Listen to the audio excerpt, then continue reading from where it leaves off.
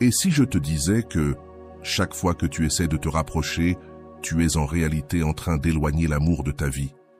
94% des personnes sabotent leurs relations à cause d'une erreur invisible. Pendant que tu appliques des conseils modernes qui promettent des formules magiques, les anciens stoïciens, eux, avaient déjà trouvé le secret qui transforme la froideur en désir ardent. Cette vidéo va te révéler la méthode oubliée que les philosophes stoïciens utilisaient pour provoquer une attraction immédiate et incontrôlable. Il ne s'agit ni de jeu, ni de manipulation, mais d'un principe psychologique si puissant qu'il a été réduit au silence pendant des générations. T'es-tu déjà demandé comment certaines personnes, sans être particulièrement belles, parviennent à éveiller des passions intenses? La clé ne réside pas dans ce qu'elles montrent, mais dans ce qu'elles cessent d'offrir. C'est ce qu'on appelle la technique du vide émotionnel stoïque. Cette méthode a ravivé des relations brisées, les rendant plus profondes que jamais. Et je te l'assure, après avoir vu cette vidéo, la personne qui semblait s'être éloignée pourrait bien commencer à te rechercher, comme si elle n'avait plus le choix. De nouvelles études confirment que ce principe active les mêmes circuits cérébraux que les addictions les plus puissantes. Écris « Pouvoir stoïque » dans les commentaires pour activer ton subconscient et renforcer l'effet de cette stratégie dans ta vie amoureuse. Imagine un instant, tu es face à cette personne que tu désires tant. Ton cœur s'accélère, tes pensées s'en mêlent. Ce que peu de gens comprennent, c'est que cet état d'anxiété et de désir débordant est justement ce qui éloigne le plus celui ou celle que tu veux attirer. Les stoïciens, il y a plus de 2000 ans, ont découvert une vérité cruciale. Le vide ne repousse pas, il attire. Il génère une forme d'attraction puissante. Quand tu insistes encore et encore auprès de quelqu'un, le message que tu envoies est clair. Tu es au-dessus de moi. Ce déséquilibre émotionnel tue toute chance d'une attraction sincère. Le pouvoir du vide fonctionne à l'opposé de tout ce qu'on nous a toujours enseigné. Il ne s'agit pas d'insister, mais de créer une absence que l'autre voudra combler. Tu as sans doute remarqué que ceux qui attirent le plus sont souvent ceux qui cherchent le moins d'attention. Ce n'est pas un hasard. Le secret du vide réside dans ta force intérieure, dans cette autonomie émotionnelle que les stoïciens considéraient comme une vertu sacrée. Quand tu cesses de courir après quelqu'un, quelque chose change dans la façon dont on te perçoit. La psychologie moderne le confirme. On valorise ce qui est rare, ce qui n'est pas facilement accessible. Lorsque tu deviens une personne complète, qui ne cherche plus à combler ses vides avec autrui, tu deviens un mystère, et un mystère attire. Le vide magnétique casse le schéma toxique de celui qui fuit et de celui qui poursuit. Combien de fois as-tu vu quelqu'un supplier pour de l'attention et être ignoré? Et, comme par magie, quand cette personne lâche prise et recommence à vivre sans rien attendre, l'autre revient. Ce n'est pas de la manipulation, ce n'est pas une stratégie creuse. C'est une loi naturelle du désir humain. On chérit ce qu'on ne peut pas posséder facilement. Appliquer ce vide ne veut pas dire feindre l'indifférence, mais te recentrer authentiquement sur toi-même.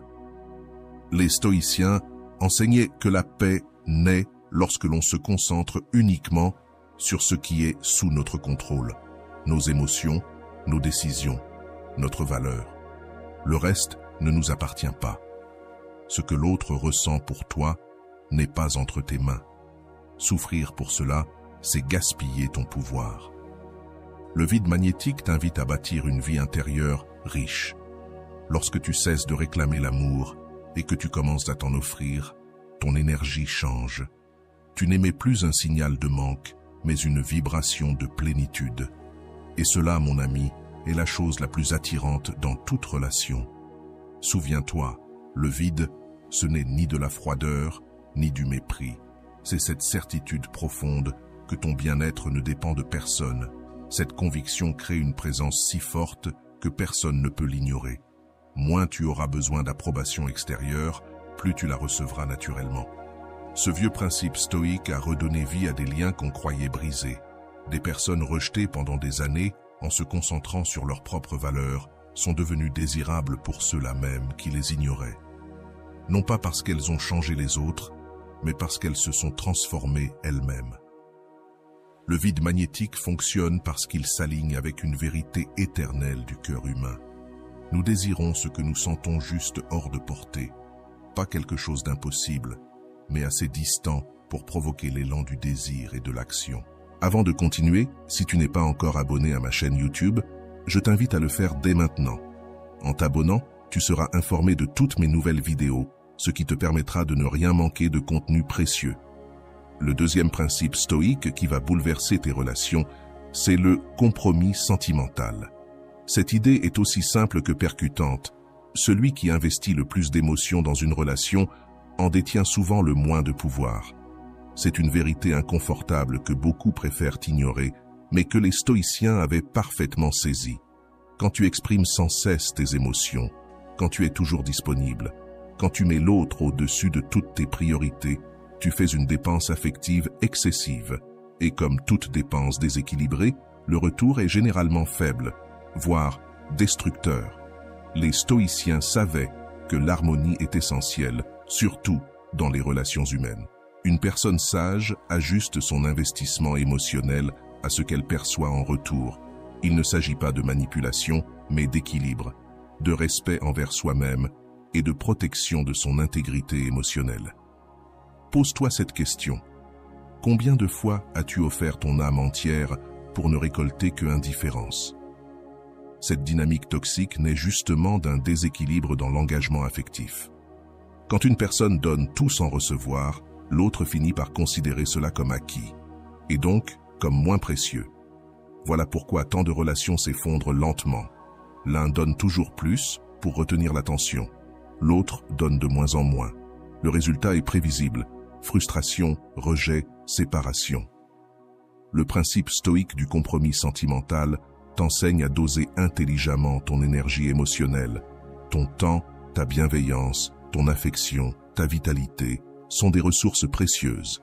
Tu dois les investir là où elles sont reconnues et honorées, pas là où elles sont gaspillées. Et alors, quelque chose de magnifique se produit. Ceux qui te prenaient pour acquis commencent à te redécouvrir. Ta disponibilité devient précieuse, ta présence devient rare et donc mémorable. Un engagement sentimental équilibré crée du respect réciproque. Quand deux personnes sentent qu'elles donnent et reçoivent équitablement, l'amour peut croître, sans peur, sans manipulation. Cette justice intérieure, c'est exactement ce que les stoïciens recherchaient dans toutes leurs interactions. Beaucoup confondent cet équilibre avec de la froideur ou du désintérêt. Mais c'est tout le contraire. C'est honorer ta propre dignité. C'est refuser de te vider pour quelqu'un qui, lui, ne bouge pas un doigt pour toi. Alors, comment mettre cela en pratique dès aujourd'hui? Commence par une analyse honnête de tes relations. Où te surinvestis-tu émotionnellement? Qui reçoit toujours, sans jamais donner en retour? Une fois ces déséquilibres identifiés, commence à corriger cela petit à petit. Tu n'as pas besoin de drames ou de discours. Redirige simplement ton temps et ton énergie vers des activités qui te nourrissent et vers des gens qui voient ta valeur. Tu verras que, comme par enchantement, ceux qui te négligeaient vont ressentir ton absence et commencer à te chercher. Ce principe stoïque a sauvé des milliers de cœurs brisés à travers les siècles. Non pas parce qu'il t'apprend à manipuler, mais parce qu'il t'apprend à t'honorer. Ce n'est pas pour plaire aux autres que l'on revient à soi, mais parce que cela nous réintègre à notre essence profonde. L'estime de soi constitue le fondement de toute relation saine avec autrui. La société contemporaine nous a persuadés que nous devons exprimer chaque émotion, communiquer chaque pensée, exposer en permanence nos aspirations. Les réseaux sociaux nous incitent à partager chaque fragment de notre vie. Pourtant, les philosophes stoïciens ont découvert quelque chose que la majorité a oublié. La véritable force réside dans la discrétion. La puissance silencieuse ne signifie pas mutisme ni isolement. Elle incarne la capacité à gérer ce que l'on exprime et surtout à choisir le moment juste pour le faire. Dans le domaine des relations sentimentales, celui qui s'exprime avec modération produit un impact bien plus fort lorsqu'il choisit enfin de parler. C'est comme une note rare dans une mélodie. Tout le monde la remarque, précisément parce qu'elles ne dominent pas sans cesse la composition. As-tu déjà remarqué que les personnes qui parlent sans arrêt finissent par ne plus être écoutées, alors que celles qui écoutent davantage et parlent avec parcimonie captent toute l'attention lorsqu'elles prennent enfin la parole? Les stoïciens avaient compris ce mécanisme et l'appliquaient dans leurs relations avec des résultats étonnants. En cultivant la puissance silencieuse, tu crées une aura de mystère autour de toi, pas parce que tu prétends être quelqu'un d'autre, mais parce que tu choisis consciemment ce que tu partages. Ce trait suscite une curiosité naturelle chez les autres. L'esprit humain est programmé pour résoudre des énigmes, pour combler les vides. Lorsque tu ne te livres pas totalement, l'autre commence à réfléchir davantage à ton sujet, à essayer de te comprendre. Repense aux liens qui t'ont marqué. N'est-il pas vrai que les personnes qui t'ont le plus fasciné étaient souvent celles que tu ne comprenais pas complètement, celles qui continuaient à te surprendre, même après longtemps? La puissance silencieuse te permet de devenir cette personne captivante, celle qui suscite un intérêt constant. Les stoïciens considérèrent la maîtrise de soi comme une vertu fondamentale. Ils régulaient leurs paroles aussi soigneusement que leurs actes. Ils savaient qu'à chaque mot prononcé devait correspondre une intention et une pertinence. Dans notre monde actuel, cela implique d'éviter les bavardages superficiels, les messages incessants sans profondeur, les élans émotionnels précipités. La puissance silencieuse se manifeste aussi dans ta capacité à garder tes réussites pour toi-même. À une époque où tout le monde expose immédiatement ses exploits, celui qui les garde en réserve éveille une curiosité irrésistible. Les gens veulent naturellement en savoir plus sur une personne qui ne cherche pas à obtenir une validation constante. Quand tu appliques ce principe à tes relations, tu te mets à communiquer avec intention. Chaque message envoyé, chaque appel passé, chaque rencontre suggérée prend une signification véritable. Cela tranche avec la communication abondante mais vide qui caractérise la majorité des échanges actuels. La puissance silencieuse ne signifie pas devenir froid ou distant. Elle privilégie la qualité à la quantité. Quand tu parles moins, mais que chaque mot est chargé de sens, ta présence devient bien plus marquante. C'est comme un réalisateur qui sait exactement quand utiliser le silence pour créer de l'intensité et de la profondeur. Une autre dimension de ce principe est la réponse mesurée face aux provocations. Lorsque quelqu'un tente de troubler ta paix intérieure avec des remarques désobligeantes ou un comportement irritant, la puissance silencieuse te permet de ne pas réagir impulsivement. Cette faculté à garder ton calme est extrêmement séduisante, car elle témoigne d'une véritable solidité intérieure. Les stoïciens enseignaient que la personne sage ne parle que lorsqu'elle a quelque chose de précieux à dire. Dans le contexte amoureux, cela signifie que tu n'as pas besoin de combler chaque silence, ni de répondre instantanément à chaque message, encore moins de tout verbaliser. Le silence que tu crées devient un espace sur lequel l'autre projette ses propres pensées à ton sujet. Des figures historiques comme Cléopâtre ou Napoléon maîtrisaient l'art de la puissance silencieuse dans leurs relations. Ils ne révélèrent pas toutes leurs intentions d'emblée. Ils dosaient l'information, créant ainsi une aura magnétique qui attirait inévitablement ceux qui les entouraient. La puissance silencieuse transforme radicalement la dynamique d'influence dans une relation. Celui qui parle moins dirige subtilement la conversation. Celui qui en dit moins suscite plus d'intérêt. Celui qui écoute davantage comprend mieux. Ce sont des vérités intemporelles que les stoïciens ont parfaitement saisies et qui demeurent tout aussi efficaces dans notre monde hyper connecté. Ce que la plupart des gens ne comprennent pas au sujet du magnétisme personnel, c'est qu'il ne repose pas sur ce que tu fais, mais sur ce que tu es. La véritable fascination, selon les principes stoïciens, ne dépend ni de ton physique, ni de ton statut social, ni de ta capacité à bien parler. Elle naît de quelque chose de bien plus profond, ta relation avec toi-même et avec ton environnement. Les stoïciens ont révélé que la vraie séduction vient de la cohérence intérieure. Lorsque tes pensées, tes paroles et tes actes sont en harmonie, tu dégages une authenticité puissante qui attire naturellement les autres. Cette cohérence est extrêmement rare dans une société où beaucoup vivent en contradiction permanente entre ce qu'ils pensent, ce qu'ils disent et ce qu'ils font. As-tu déjà rencontré quelqu'un qui, sans être particulièrement séduisant selon les standards classiques, exerce un pouvoir d'attraction étonnant? Ce phénomène vient justement de son alignement intérieur. Il ne cherche pas à impressionner. Il ne raconte pas une chose pour ensuite agir autrement. Il est simplement lui-même en toutes circonstances. Et cette sincérité est magnétique. Si vous êtes arrivé jusque-là, écrivez en commentaire « Je mérite d'être aimé ». Le magnétisme irrésistible repose aussi sur la paix intérieure. Les stoïciens cultivaient l'ataraxie, cet état d'imperturbabilité qui permet de rester calme, même dans l'adversité. Cette tranquillité intérieure, cette capacité à garder son sang-froid là où les autres réagissent avec peur ou colère, est une forme de pouvoir d'attraction redoutable. Elle fait de toi un refuge stable au milieu du tumulte. Enfin, une autre dimension essentielle du magnétisme irrésistible, c'est la connaissance de soi. Les stoïciens consacraient chaque jour un moment pour analyser leurs pensées, leurs émotions, leurs actes. Ils savaient précisément qui ils étaient, quels principes les guidaient et ce qu'ils désiraient vraiment de la vie. Et c'est cela qui transparaît dans ta manière d'être. Il n'y a rien de plus séduisant que quelqu'un qui sait exactement qui il est et ce qu'il veut. Le véritable pouvoir d'attraction commence à l'intérieur. Beaucoup vivent en essayant de plaire aux autres. Pourtant, ceux qui possèdent des valeurs solides et vivent selon ces valeurs, indépendamment des pressions sociales, inspirent un profond respect. Cette fermeté de caractère agit comme un phare de stabilité dans un monde instable, attirant naturellement ceux qui cherchent un repère.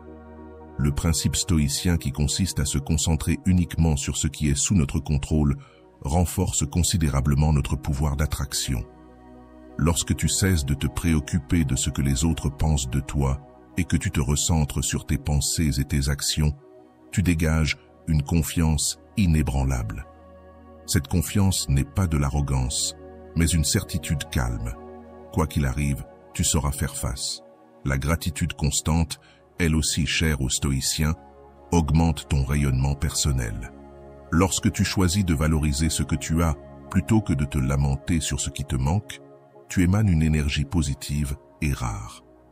Cette abondance intérieure contraste fortement avec la vibration de manque et de plainte qui domine chez beaucoup. Les gens sont instinctivement attirés par ceux qui diffusent une positivité authentique. Un autre pilier du magnétisme irrésistible est la capacité à être pleinement présent. Dans une époque saturée de distractions, celui qui sait écouter véritablement, observer pleinement et se connecter sincèrement possède une qualité rare. Les stoïciens pratiquaient cette attention profonde bien avant qu'elle ne devienne une mode. Ils avaient compris que la vie ne peut être vécue qu'au présent, et cette aptitude à habiter le moment te rend irrésistible. La véritable essence du magnétisme stoïcien repose sur une forme de détachement actif. Les stoïciens n'étaient pas émotionnellement froids, mais ils conservaient une saine distance vis-à-vis des résultats. Ils aimaient sans attachement au dénouement.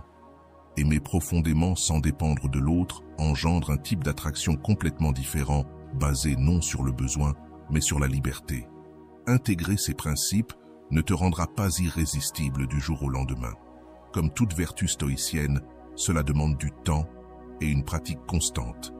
Mais au fur et à mesure que tu les incarnes, la qualité de tes relations change. Tu n'auras plus besoin de convaincre ou de courir après les autres.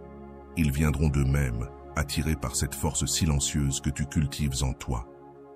Ce que beaucoup ignorent, c'est que l'attraction agit principalement à un niveau inconscient. Bien avant Freud, les stoïciens avaient perçu que nos choix les plus significatifs, notamment en amour, ne sont pas toujours rationnels. Ce sont nos désirs inconscients qui dirigent nos affinités. Et celui qui comprend cela détient un immense pouvoir de transformation relationnelle. Notre esprit désire ce qu'il perçoit comme précieux. Et c'est ici que réside un secret stoïcien. La valeur n'est pas objective. Elle est interprétée subjectivement à travers des signaux subtils. Quand tu te montres trop accessible ou trop démonstratif, tu renvoies une impression d'abondance. Et ce qui est abondant notre esprit le juge moins précieux, même si consciemment nous pensons le contraire. C'est le paradoxe du désir. Plus tu fais sentir que tu désires quelque chose, moins tu deviens désirable. Les stoïciens avaient compris cela. Ce n'est pas une question de simuler l'indifférence, mais de comprendre que ta vraie valeur ne dépend pas de l'approbation extérieure. Le désir inconscient s'active quand il perçoit des signes de grande valeur intérieure, la maîtrise de soi, le calme face à l'adversité, la capacité à poser des limites, l'indépendance émotionnelle. Ces qualités stoïciennes déclenchent automatiquement un attrait profond chez les autres, car elles reflètent une richesse psychologique et émotionnelle rare. Les stoïciens avaient un exercice simple mais puissant. Vis comme si tu n'avais besoin de personne, mais choisis d'aimer librement. Cette posture intérieure transforme radicalement tes relations. Tu ne viens plus vers les autres par manque, mais par plénitude. Et cette transformation se manifeste à travers des signaux subtils, mais puissants, que les autres captent inconsciemment. Notre subconscient évalue constamment les personnes autour de nous comme partenaires potentiels. Il recherche des indices non seulement physiques, mais aussi psychologiques. En cultivant la discipline, la force intérieure et l'équanimité, tu actives automatiquement ces mécanismes de désir inconscient. Un autre aspect fascinant du désir est la combinaison de familiarité et de mystère. Nous sommes attirés par ce qui est familier, mais avec une touche d'originalité. Les stoïciens savaient rester proches des autres tout en préservant leur individualité. Cette proximité avec l'espace crée un intérêt renouvelé et un désir qui dure dans le temps. Le principe de rareté est essentiel. Il ne s'agit pas de manipuler ton accessibilité, mais de respecter ton temps et ton énergie. Quand tes interactions sont moins fréquentes, mais plus intenses, chaque rencontre devient précieuse. Et c'est cette rareté qui intensifie le désir. Les stoïciens avaient compris que le désir profond ne naît pas de la possession, mais de la valorisation. Lorsque tu apprécies quelqu'un sans chercher à le posséder, tu laisses l'espace nécessaire pour que le désir grandisse. Cette appréciation sans attachement est radicalement différente de l'obsession ou de la dépendance affective. Un autre phénomène observé par les stoïciens, nous désirons davantage ce qui nous a coûté un effort. Ce n'est pas le conflit ou la souffrance, mais l'investissement conscient qui donne de la valeur à une relation. Si tout est trop facile, le désir s'éteint peu à peu. Enfin, la capacité stoïcienne à vivre dans le présent renforce le désir inconscient. Quand tu es pleinement présent dans chaque interaction, sans regret du passé ni anxiété pour le futur, tu crées une connexion exceptionnelle. Cette présence rare est devenue précieuse dans un monde où tout le monde est distrait. Et c'est là la vraie singularité. Elle ne vient pas de ton apparence ou de tes réussites visibles, mais de ta façon d'exister. Quand tu vis selon les vertus stoïciennes, tu deviens unique dans un monde où tant de gens vivent en pilote automatique. Le subconscient réagit puissamment au contraste. Lorsque la majorité cherche désespérément la validation extérieure et la connexion à tout prix, ta capacité à rester en harmonie avec toi-même se distingue fortement. Ce contraste active un désir profond bien plus intensément que n'importe quelle technique de séduction consciente. Les stoïciens ont découvert une grande vérité. Le désir le plus intense naît précisément lorsque tu cesses de le poursuivre comme objectif. Quand tu mènes une vie vertueuse, épanouie en elle-même, sans chercher à séduire à travers tes qualités, c'est à ce moment-là que tu deviens véritablement irrésistible. Le subconscient reconnaît et est attiré par l'authenticité sincère, non par des stratégies calculées. As-tu déjà remarqué comment certaines personnes captivent l'attention dès qu'elles entrent dans une pièce? Elles n'ont pas besoin de hausser la voix ni de chercher à se faire remarquer. Leur simple présence transforme l'atmosphère de manière perceptible. Cette qualité, que les stoïciens cultivaient délibérément, s'appelle la présence captivante. Et la bonne nouvelle, c'est que chacun peut la développer en appliquant des principes stoïciens précis. Tout commence par la discipline de la pleine conscience. Dans un monde où la plupart vivent distraits, tiraillés entre les regrets du passé et les peurs de l'avenir, celui qui est pleinement présent devient immédiatement remarquable. Habiter l'instant présent confère à tes interactions une profondeur véritablement captivante. Les stoïciens savaient que la qualité de ta présence dépend directement de la qualité de tes pensées. Marc Aurèle écrivait « Le bonheur de ta vie dépend de la qualité de tes pensées. » Lorsque tu cultives des pensées équilibrées, constructives et profondes, elles se manifestent naturellement à travers ta présence physique. Les gens perçoivent cette clarté mentale et en sont attirés, souvent sans en comprendre la raison. Un pilier fondamental de cette présence est la cohérence entre ce que tu penses, ce que tu dis et ce que tu fais. Cette intégrité personnelle inspire confiance, car dans un monde rempli de contradictions intérieures, elle projette une unité solide. Tu dégages une énergie qui inspire naturellement le respect et la sécurité.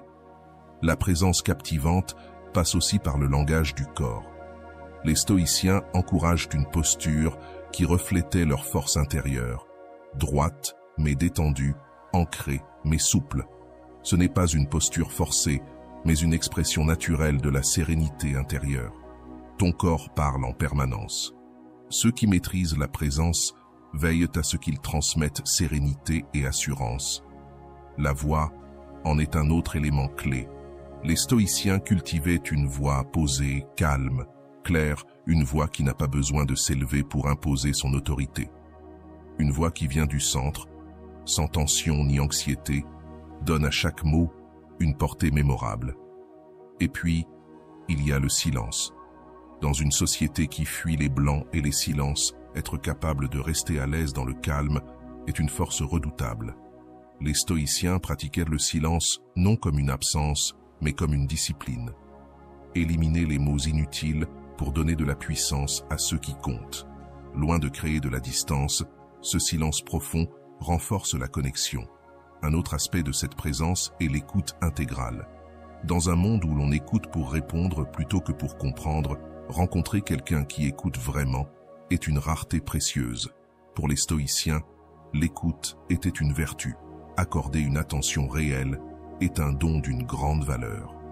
La présence captivante naît aussi de l'autonomie émotionnelle. Quand tu ne dépends plus du regard ou de l'approbation des autres, tu dégages une énergie de liberté.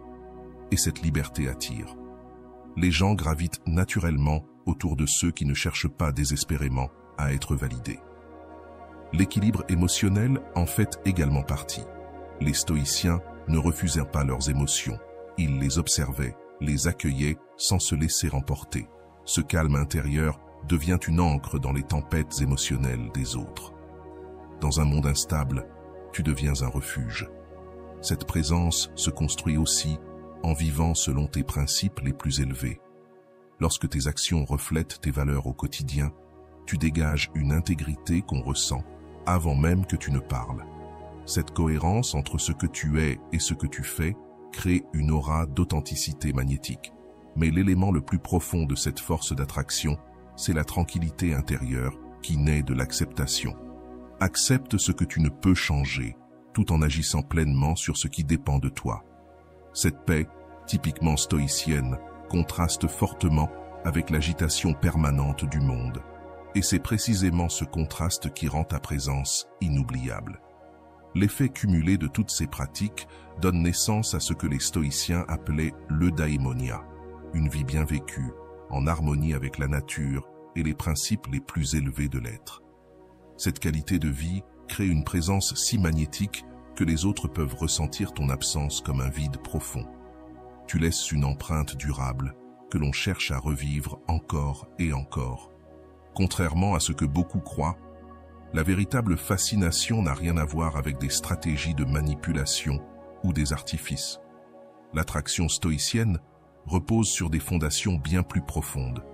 Elle transforme non seulement tes relations, mais aussi ta manière d'exister. Tout commence avec un regard stoïcien sur autrui, voir la véritable nature de chaque être, au-delà des apparences. Lorsque tu développes cette capacité à apprécier l'essence unique de chacun, tu crées des connexions d'une rare profondeur. Tu ne réagis plus à une image ou à un masque, mais à la personne réelle. Et cette sincérité dans ta façon de percevoir et d'interagir devient incroyablement attirante. Les stoïciens avaient compris que la vraie fascination repose sur le caractère, non sur la manipulation. Car les artifices séduisent un moment, mais s'effondrent avec le temps. Tandis que l'attraction fondée sur la vertu construit des liens solides, durables et profondément humains.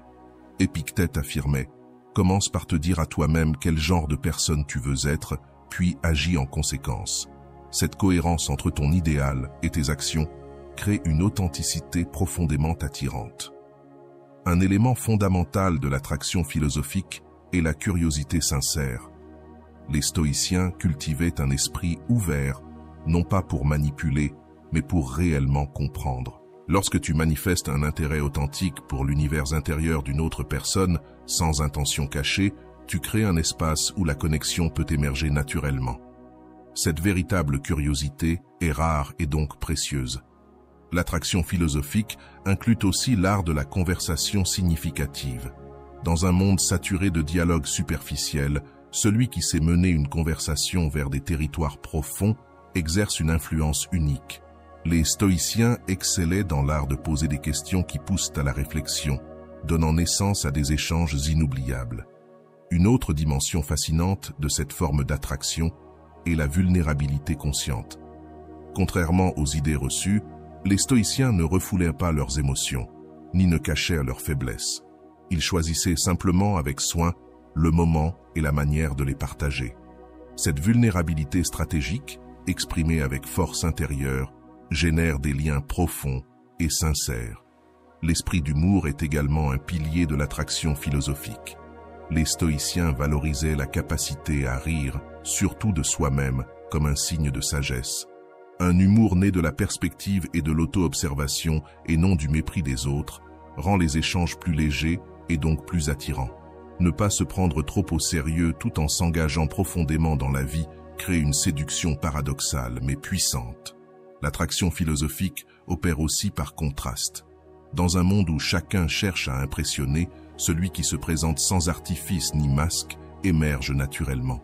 Ce contraste entre ton authenticité et la superficialité ambiante te rend immédiatement intrigant. Les stoïciens pratiquaient ce qu'on pourrait appeler une présence captivante, la capacité d'être si pleinement présent que ton attention devient un cadeau rare. À une époque où l'attention est dispersée, être là, vraiment là, est l'un des attraits les plus puissants. Autre aspect essentiel, l'amour sans attente. Les stoïciens comprenaient que l'amour le plus fort est celui qui se donne librement, sans rien exiger en retour. Non pas parce qu'on tolère l'inacceptable, mais parce que notre bien-être ne dépend pas de la réponse de l'autre. Cette liberté émotionnelle engendre des liens fondés sur le choix conscient et non sur le besoin ou la dépendance. La patience stratégique est aussi au cœur de cette philosophie. Les stoïciens respectaient les cycles naturels, y compris dans les relations. Ils savaient que forcer une connexion ne fait que générer de la résistance. La patience stoïcienne n'est pas une passivité, mais une sagesse. Celle de laisser une relation se développer à son propre rythme. Peut-être l'aspect le plus puissant de l'attraction philosophique est-il l'exemple vivant. Les stoïciens ne prêchèrent pas des vertus qu'ils ne pratiquaient pas eux-mêmes. Ils incarnent leurs principes au quotidien, devenant ainsi des sources naturelles d'inspiration. Comme le disait Sénèque, les mots instruisent, les exemples influencent. La vraie magie de l'attraction stoïcienne ne cherche pas à conquérir l'autre, mais à créer un espace de croissance mutuelle. Ce n'est pas une stratégie pour obtenir quelque chose, mais un art de bâtir ensemble quelque chose de nouveau. Cette intention pure génère une forme d'attraction radicalement différente, non pas fondée sur le manque ou le désir égoïste, mais sur la possibilité d'un développement partagé. La maîtrise affective incarne la culmination de tous les principes stoïciens appliqués aux relations humaines. Il ne s'agit pas de contrôler l'autre, mais de cultiver l'excellence dans l'art d'aimer véritablement. Ce niveau de relation émerge lorsque tous les éléments précédents s'intègrent naturellement. Il transforme en profondeur la dynamique de toute interaction. L'essence de la maîtrise affective stoïcienne repose sur une grande vérité. Ce n'est que lorsque tu n'as plus besoin de l'affection d'une autre personne que tu peux vraiment l'aimer pleinement. Cette liberté intérieure, cette capacité d'aimer sans dépendre du résultat, crée un amour authentique, exempt de peur, de possession ou de domination. Les stoïciens savaient que toute véritable maîtrise commence par une profonde connaissance de soi. Quels sont tes schémas relationnels? Quelle peur inconsciente guide tes comportements? Quelles attentes cherches-tu à satisfaire par l'autre? Lorsque tu mets en lumière ces dynamiques cachées, tu cesses d'agir par automatisme émotionnel. Tu choisis consciemment. La maîtrise affective, c'est aussi discerner entre amour véritable et dépendance émotionnelle. Cette dernière, née de la peur de perdre, engendre possessivité et autodestruction. Le véritable amour, lui, naît de l'abondance intérieure et nourrit la liberté et la croissance de l'autre. Les stoïciens entretenaient activement cette distinction dans toutes leurs relations. Au cœur de cette sagesse affective se trouve ce qu'ils appelaient l'amour selon la nature. Aimer la personne réelle telle qu'elle est et non une image idéalisée. Lorsque tu cesses de vouloir changer l'autre pour qu'il corresponde à tes attentes, tu crées un espace d'acceptation totale. Et c'est là que l'amour peut vraiment s'épanouir. Cela implique aussi une responsabilité totale envers tes propres émotions. Personne ne peut te faire ressentir quoi que ce soit sans ton interprétation. Tes émotions sont générées par ta perception des événements. En assumant cette responsabilité, tu cesses de blâmer l'autre pour ton état émotionnel et tu reprends ton autonomie dans la relation. Un autre pilier fondamental est la communication consciente. Les stoïciens maîtrisaient l'art de parler avec clarté et honnêteté, toujours avec compassion. Leurs mots ne visaient pas à blesser ou manipuler, mais à créer des ponts de compréhension. Cette manière de communiquer qui exprime des vérités parfois difficiles avec douceur et respect transforme la qualité de toute relation. Enfin, la maîtrise affective se manifeste par l'établissement de limites saines. Contrairement à ce qu'on pense, poser des limites ne crée pas de distance. Au contraire, cela rend possible une véritable intimité. Les stoïciens savaient qu'en l'absence de limites claires, l'amour peut vite se perdre dans la confusion ou l'abus. Tomber dans la codépendance ou le ressentiment est une erreur fréquente. Les limites saines, elles, transmettent ton estime de toi et créent le respect mutuel indispensable à une relation profonde. Un autre aspect fondamental de la maîtrise affective, c'est la pratique du pardon conscient. Les stoïciens ne confondaient pas pardonner avec excuser des comportements destructeurs. Le pardon, selon leur philosophie, consiste à ne pas porter le poids du ressentiment en comprenant que chacun agit selon son niveau actuel de conscience. Ce pardon n'implique pas nécessairement de garder une personne dans ta vie. Il te libère des chaînes émotionnelles du passé. La maîtrise affective inclut également la capacité à gérer les conflits depuis un espace de calme intérieur. Les stoïciens voyaient les désaccords non comme des menaces, mais comme des opportunités d'approfondir la compréhension mutuelle. Lorsque tu affrontes les conflits avec sérénité plutôt qu'avec réactivité, tu transformes les tensions en catalyseurs d'un lien plus profond. Mais peut-être que le plus révolutionnaire dans cette sagesse affective, c'est ce que les stoïciens appelaient l'amour comme pratique philosophique. Aimer pour eux n'était pas un simple sentiment, mais un exercice quotidien. Chaque interaction devient alors une occasion de cultiver la patience, la compréhension, la générosité et l'auto-observation. Cette approche culmine dans ce que les stoïciens nommaient l'amour selon la raison universelle. Il ne s'agit plus d'aimer à partir d'un désir personnel, mais depuis une conscience élargie de notre interdépendance avec tous les êtres. Cet amour expansif transcende les limites de l'ego. Il ne perd rien en passion, ni en intimité, mais il gagne en profondeur, en sens et en but. La transformation ultime de cette maîtrise affective, c'est que tu cesses de chercher en l'autre la source de ton bonheur, de ta complétude ou de ton salut. Tu n'aimes plus depuis un vide intérieur, mais depuis une abondance. Et ce changement fondamental dans l'intention même de ton amour crée une dynamique complètement nouvelle. L'autre n'a plus à porter le poids de te rendre heureux. Et paradoxalement, C'est cette liberté qui ouvre la voie à une connexion plus joyeuse et plus authentique que jamais. C'est là la promesse de la maîtrise affective stoïcienne. Un amour qui n'a pas besoin de posséder pour se sentir en sécurité, qui n'a pas besoin de contrôler pour se sentir puissant, qui n'a pas besoin d'exiger pour se sentir précieux. Un amour qui émerge de la richesse intérieure et se donne librement, transformant non seulement tes relations, mais ta perception même de l'existence. As-tu déjà eu l'impression que tes liens affectifs suivent toujours le même schéma douloureux, comme si tu étais enfermé dans un cycle sans fin? Le ressurgimiento sentimental, ou renaissance sentimentale, est ce processus transformateur où tu parviens enfin à briser ces cycles autodestructeurs. Tu commences alors à vivre une forme d'amour entièrement nouvelle, libératrice et puissante. Ce n'est pas une simple amélioration de ce que tu connais déjà, mais une véritable naissance à une manière d'aimer que tu n'as peut-être jamais connue. Cette renaissance commence par ce que les stoïciens appelaient la mort de l'ego relationnel. Un moment décisif où tu abandonnes toutes les stratégies de protection, les manipulations subtiles ou évidentes, les mécanismes de contrôle soigneusement construits au fil des années. Comme un serpent qui mue, tu laisses derrière toi les comportements qui, autrefois, t'ont servi à survivre, mais qui aujourd'hui t'enchaînent. Ce détachement n'est ni facile, ni indolore, mais il est indispensable pour expérimenter un amour plus vaste, plus profond et d'une qualité supérieure. Les maîtres stoïciens enseignaient que tout véritable renouveau commence par une mort symbolique. Et dans le domaine de l'amour, cela signifie renoncer à ton ancienne identité affective. Cela signifie lâcher prise sur tes attentes, tes défenses psychologiques, tes stratégies pour obtenir validation et sécurité. Ce n'est que lorsque tu es prêt à déposer ce lourd bagage émotionnel que tu ouvres l'espace nécessaire pour qu'un amour véritablement neuf puisse entrer dans ta vie.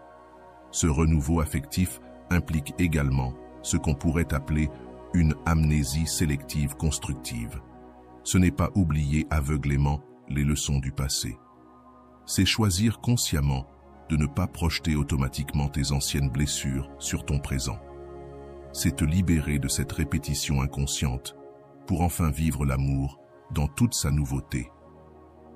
Chaque nouvelle personne qui entre dans ta vie possède une individualité unique et irréfutable. Chaque relation représente un territoire complètement inexploré avec ses propres caractéristiques. Cette extraordinaire capacité à percevoir la réalité avec des yeux neufs, sans le filtre déformant des blessures passées, constitue précisément l'essence transformatrice de la renaissance sentimentale. Un aspect absolument crucial de ce processus est la réconciliation consciente avec ton histoire affective personnelle. Les pratiquants du stoïcisme cultivent avec discipline une révision compatissante et objective de leur passé, pas pour se juger sévèrement, mais pour se comprendre en profondeur. Lorsque tu examines tes relations passées depuis cette perspective plus élevée et bienveillante, tu découvres avec étonnement qu'il n'existe pas d'erreurs irréparables ni d'échecs définitifs. Il n'y a que des expériences précieuses qui, même douloureuses, t'ont préparé minutieusement à ce moment précis de transformation. La renaissance sentimentale implique aussi un changement radical dans tes croyances profondes sur ce qu'est véritablement l'amour et ce qu'il peut devenir dans son expression la plus élevée. Beaucoup d'entre nous portons inconsciemment des définitions extrêmement limitantes de l'amour, absorbées de notre culture, de notre famille ou de nos premières expériences. Les penseurs stoïciens nous invitent à remettre en question ces définitions restrictives et à élargir notre compréhension de l'amour dans ses multiples dimensions. Ce questionnement ouvre la porte à des possibilités relationnelles extraordinaires que tu n'aurais peut-être jamais imaginées. Un autre pilier fondamental de ce processus est ce que les stoïciens appelleraient une réceptivité radicale à la vie. Une attitude révolutionnaire qui consiste à permettre consciemment à la vie de te surprendre, à créer l'espace pour que l'amour authentique te trouve de manière inattendue et merveilleuse. Trop souvent, nous nous fermons prématurément à des connexions potentiellement transformatrices, simplement parce qu'elles ne correspondent pas à nos attentes rigides ou à nos plans méticuleux. La renaissance sentimentale, c'est aussi oser ouvrir ton cœur à l'inconnu, avec une confiance renouvelée en ta capacité à traverser toute expérience que le destin placera sur ta route. Elle se manifeste également comme une relation nouvelle avec ta propre vulnérabilité. Au lieu de la voir comme une faiblesse honteuse à cacher, tu commences à l'expérimenter comme une source puissante de connexion humaine authentique. Contrairement à ce que beaucoup pensent, les stoïciens ne réprimaient pas leurs émotions. Ils les vivaient pleinement, mais consciemment, sans les laisser les gouverner. Cette vulnérabilité assumée crée une forme d'intimité rare, bien plus profonde que ce que la majorité des gens expérimentaient. Un aspect profondément transformateur de la renaissance sentimentale est la libération définitive des charges émotionnelles du passé. Comme le disait Épictète, ce ne sont pas les choses qui nous troublent, mais notre interprétation de celles-ci. Lorsque tu revis ton histoire avec une perspective de croissance, les blessures perdent progressivement leur emprise sur ton présent. Cela crée un espace intérieur où des formes d'amour plus élevées peuvent éclore naturellement. Cette transformation inclut aussi le développement de ce que les stoïciens appelaient amor fati, l'amour du destin. C'est la capacité d'embrasser pleinement ton parcours relationnel avec ses joies et ses douleurs, en reconnaissant que chaque expérience t'a façonné pour ce moment précis. Cette acceptation sans résistance devient la base solide d'un nouveau départ. Et au cœur de cette révolution intérieure, il y a la naissance d'une compassion inconditionnelle, d'abord envers toi-même, puis envers les autres. Les stoïciens comprenaient que chacun agit selon son niveau de conscience. Cette compréhension ne justifie pas le mal, mais elle libère du poids du ressentiment. De cette compassion élargie naît une nouvelle manière de se relier au monde.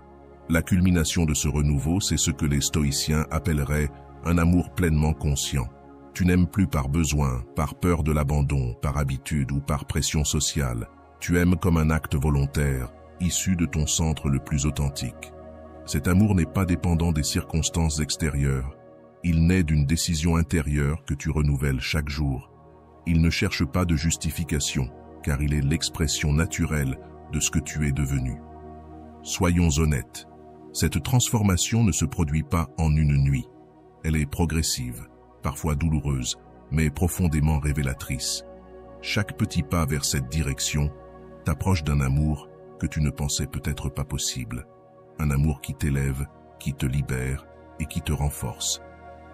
La renaissance sentimentale est, au fond, une évolution consciente vers une manière d'aimer radicalement nouvelle.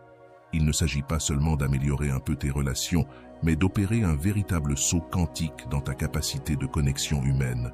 Ce processus, bien que parfois exigeant, offre une récompense incomparable, la découverte de dimensions de l'amour qui transcendent l'expérience ordinaire. Les stoïciens voyaient cette renaissance comme une étape naturelle dans l'évolution spirituelle de l'être humain. Ils croyaient que chacun possède le potentiel d'accéder à des formes supérieures de relations, mais que ce potentiel reste dormant tant qu'il n'est pas activé par une pratique intérieure rigoureuse. Le renouveau sentimental est, en essence, une seconde chance d'aimer depuis une conscience élargie. C'est la possibilité extraordinaire de bâtir des relations qui ne comblent pas seulement tes besoins, mais qui participent activement à ton développement personnel. Et une fois que tu as goûté à ce type d'amour, tu réalises que les limites que tu percevais dans tes relations étaient en réalité logées dans ta propre conscience. Si ces enseignements stoïciens ont résonné en toi, je t'invite à t'abonner à cette chaîne. Ton abonnement me permet de continuer à partager ces connaissances précieuses qui ont transformé tant de vies et t'intègre à une communauté engagée dans la croissance personnelle. Les stoïciens nous rappellent que la gratitude est une vertu essentielle. S'abonner, c'est une manière simple mais puissante de manifester cette gratitude tout en t'assurant de ne manquer aucun des outils de transformation que je continuerai à proposer ici. Comme le disait Marc Aurèle, ce n'est pas l'accumulation de savoir qui transforme, mais la pratique quotidienne de la sagesse. Alors rejoins cette communauté maintenant. Ensemble, engageons-nous sur cette voie puissante vers un amour plus conscient, plus profond, plus libre